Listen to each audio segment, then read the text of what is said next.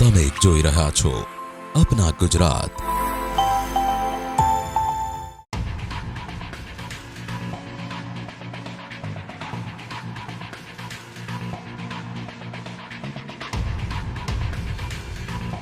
સાતમા પગાર પંચનો અમલ, 33% બાકી એરિયર્સ તેમજ ફિક્સ પગાર ધરાવતા કર્મચારીઓના પગારમાં વધારો કરવા સહિતની કુલ 61 માંગણીઓ સાથે ગુજરાત રાજ્યના એસટી નિગમના કર્મચારીઓ 16 અને 17 માર્ચે હડતાલ પર જવાની જાહેરાત કરી છે।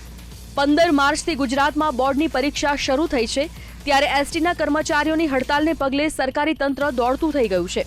3 દિવસની રજા અગાઉ એસટીના કર્મચારી યુનિયનોએ વાહન વ્યવહાર પ્રધાન અને સચિવ સાથે બેઠક યોજી હતી અને ચર્ચા વિચારણા કરી હતી। જો કે એક પણ મુદ્દે નિવેડો આવ્યો ન હતો। અમદાવાદના ગીતા મંદિર બસ સ્ટેશન પર આજે એસટીના કર્મચારીઓએ દેખાવો યોજીને વિરોધ પ્રદર્શન કર્યું હતું। બોર્ડની પરીક્ષા અગાઉ જ હડતાલ સમેટાઈ જાય તે માટે રાજ્ય સરકાર પ્રયત્નશીલ છે।